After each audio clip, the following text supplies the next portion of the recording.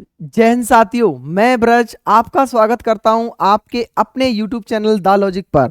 जिस प्रकार आपको पता है, मैं नई नई अपडेट वीडियो आपके सामने लाता रहता हूं। राजस्थान पुलिस भर्ती की कोई भी खबर हो उसको आपके सामने प्रदर्शित करता हूं मैं। आप मेरे पर अच्छा विश्वास दिखा रहे हैं, ये मेरे को आप लाइक करते हो, वीडियो को कमेंट करते हो, उससे मेरे को पता चल रहा है।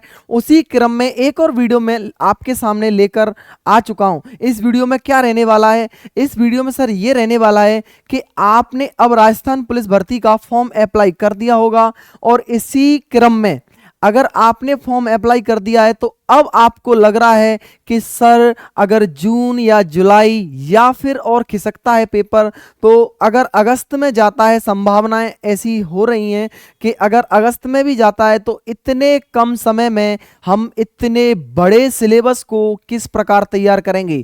तो इस वीडियो के माध्यम से मैं वो ही अपडेट आपके लिए लेकर आया हूं, ऐसी स्ट्रेटजी बताने आया हूं आपके लिए, ऐसी कारगर चीज बताने आया हूं कि आपको इतने कम समय में इतने बड़े सिलेबस को कैसे तैयार करना है। तो इस वीडियो के माध्यम से इस वीडियो को पूरा देखना है आपको। इस वीडियो को देखने के बाद मैं आशा करता हूं आप अपनी पढ़ाई को बहुत अच्छे ढंग से करेंगे और बड़े सिस्टमेटिक तरीके से करेंगे और कम समय का अच्छे से उपयोग करके अपनी तैयारी को बड़ी करेंगे। तो देखिएगा क्या है इसमें, कम समय में ज़्यादा सिलेबस को कैसे करें तैयार, ये सारी जानकारी इस वीडियो में मैं आपको बताऊंगा कि कम समय में जो आपको जो ज़्यादा सिलेबस है राजस्थान पुलिस का, आपको पता है सिलेबस कितना है। कोई विस्तृत सिलेबस इसका लिखित में कोई सिलेबस नहीं है कि ये टॉपिक आएंगे, मतलब टॉपिक के नाम नहीं है इसमें, पूरा सिलेबस है, नाम दे दिया है सब्जेक्ट का, उसमें जितने भी टॉपिक आते हैं वो सारे आएंगे। तो इतने बड़े सिलेबस को कैसे तैयार करना है इस वीडियो के माध्यम से मैं आपको बताऊंगा। तो आपको वीडियो क्या करना है, पूरा अंत तक देखना है। अगर पहली बार चैनल पर विजिट कर रहे हैं तो आप चैनल को सब्सक्राइब जरूर करेंगे, ये मैं आशा करता हूं। आप मेरी मेहनत को एक सब्सक्राइब के रूप में देंगे। मेरी मेहनत का देखिएगा क्या है, ये देखो, राजस्थान पुलिस भर्ती 2025 किस भाग का कितना महत्व है, ये संपूर्ण जानकारी इस वीडियो के माध्यम से देने आया हूं। तो अगर मैं एक आपसे गुजारिश करता हूं, अगर चैनल पर पहली बार विजिट कर रहे हैं तो आप चैनल को सब्सक्राइब जरूर करेंगे। इस वीडियो के माध्यम से मैं आपको पूरी जानकारी दूंगा, तो इस वीडियो को आप लाइक करेंगे, वीडियो में कमेंट करेंगे कि सर आज से हमारी पढ़ाई अच्छी चलने वाली है, आपने जो स्ट्रेटजी बताई है हम उसी को फॉलो करेंगे, उसी के तरीके से पढ़ाई करेंगे। तो अगर आप चैनल पर पहली बार विजिट कर रहे हैं तो चैनल को सब्सक्राइब करेंगे और अपने दोस्तों के पास इस जानकारी को शेयर करेंगे जिससे कि उनको भी कुछ सीखने को मिले। तो चलिए मैं स्टार्ट करता हूं। आपके लिए एक ऐसी स्लाइड बना के लाया हूं, बड़ी मेहनत से स्लाइड बना के लाया हूं। इस स्लाइड को देखने के बाद आप देखना आप कितने खुश होने वाले हैं और आपका पढ़ाई में कितना मन लगता है। तो चलिए अपन स्टार्ट करते हैं स्लाइड को। क्या है सर इस स्लाइड में, ऐसा क्या खास है सर इस स्लाइड में, तो मैं आपको बता देता हूं कि सर इस स्लाइड में क्या खास रहने वाला है। तो सर इसमें रहने वाला है खास क्या, देखिएगा।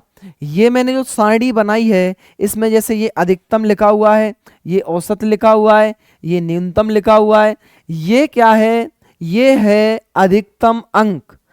किस भाग में, जैसे ये भाग अ ब स अधिकतम अंक हैं तो ये अधिकतम अंक बार है, ये औसत अंक बार है, ये न्यूनतम अंक बार है।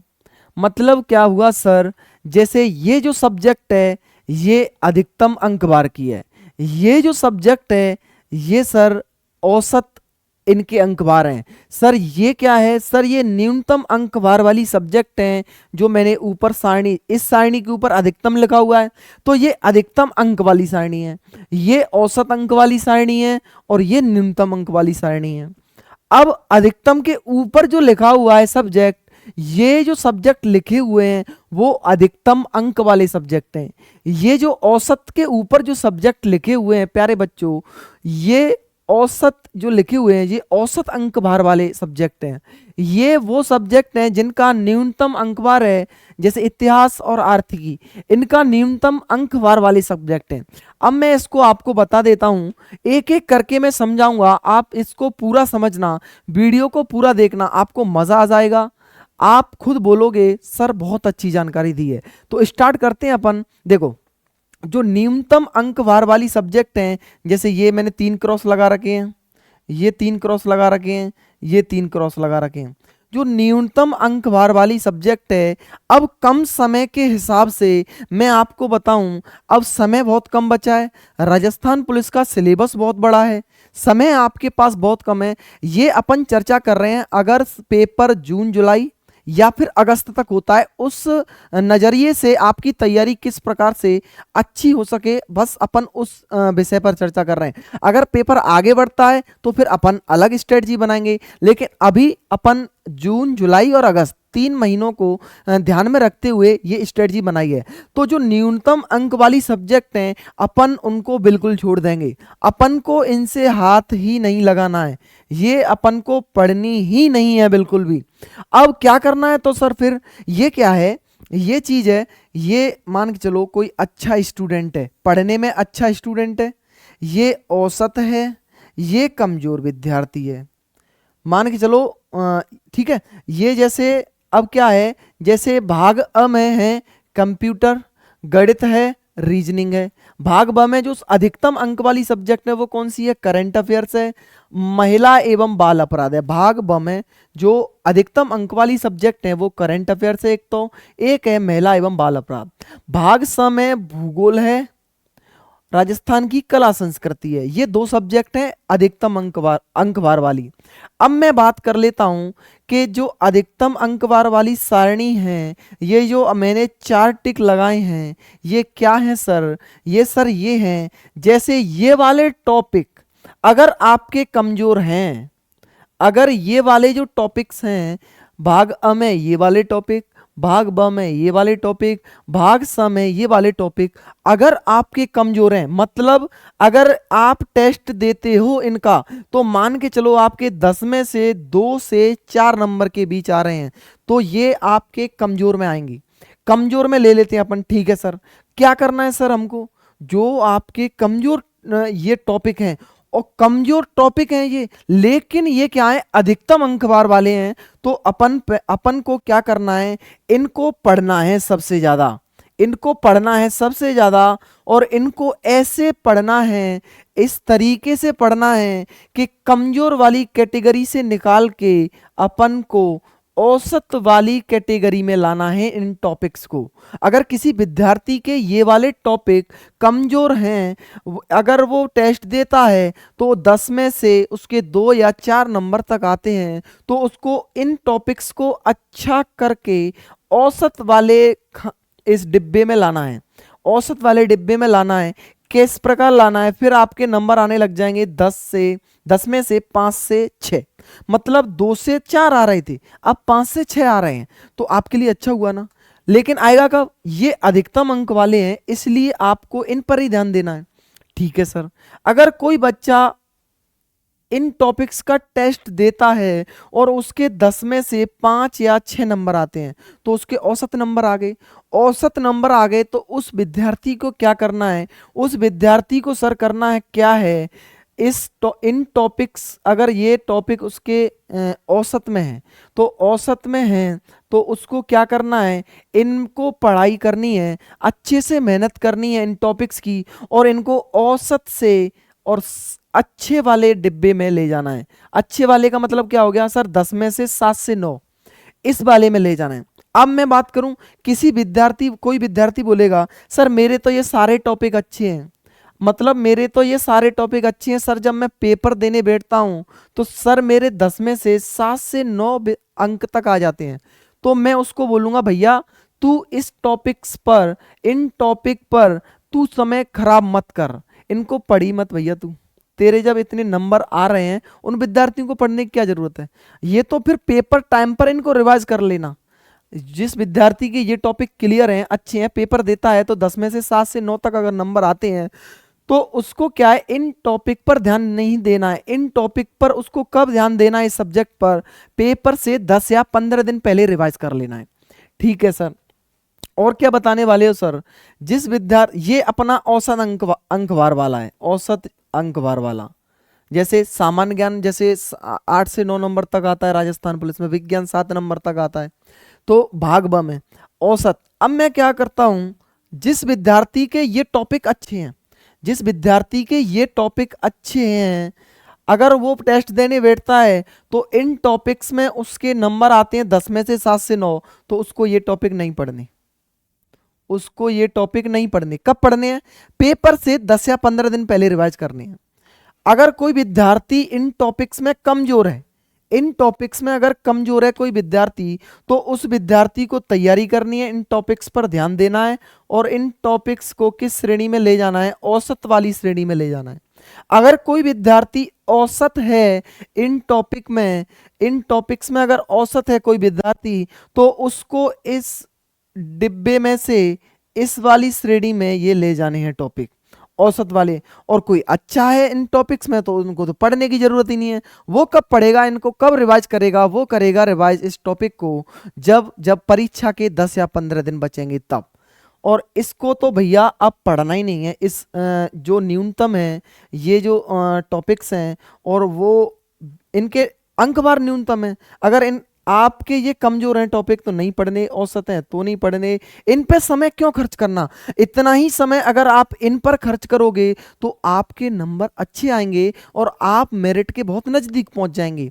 तो आप इन पर मेहनत करिए, उन पे अपन को क्यों मेहनत करनी? समय कम बचा है, हम उस तरीके से पढ़ें जिससे हमारे कम समय में अच्छे नंबर आ सकें।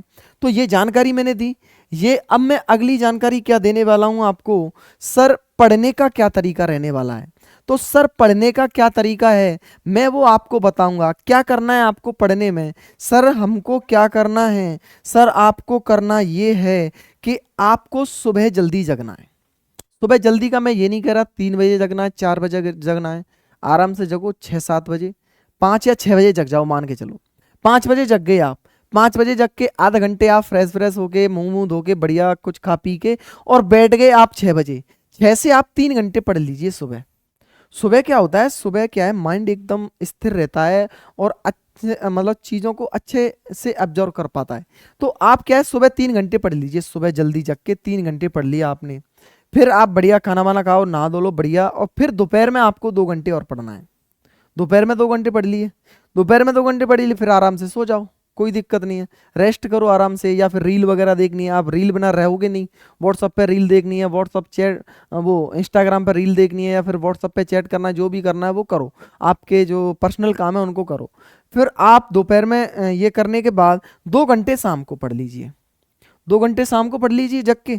फिर रात में आप सोने से पहले 3 घंटे पढ़ना है आपको। ये टोटल घंटे कितने हो गए? 3 और 3 6 और 4 10। ये टोटल घंटे हो गए भैया 10। अगर 10 घंटे आप पढ़ोगे ना, अगर 10 घंटे आप पढ़ोगे ना, मैं सच में कह रहा हूं, 10 घंटे अगर आप कंटिन्यू 3-4 महीने पढ़ो ना, तो मैं गारंटी दे रहा हूं, गारंटी के साथ कहता हूं, आपके सिलेक्शन को कोई नहीं रोक सकता। अगर आप इतना समय अपनी पढ़ाई को दोगे। पढ़ाई का मतलब ये नहीं है 10 घंटे आप पढ़ लिए, किताब आगे रख ली और ठीक है चल रहा है, 2 घंटे निकल गए, एक पेज भी याद नहीं हो। ऐसे नहीं पढ़ना, ऐसे नहीं पढ़ना। पढ़ना क्या है, आपको अपना टारगेट बनाना है पहले कि अभी मेरे को 1 घंटे में क्या याद करना है, कौन सा टॉपिक याद करना है। वो अगर टारगेट बना के पढ़ोगे तभी पढ़ाई होगी आपकी।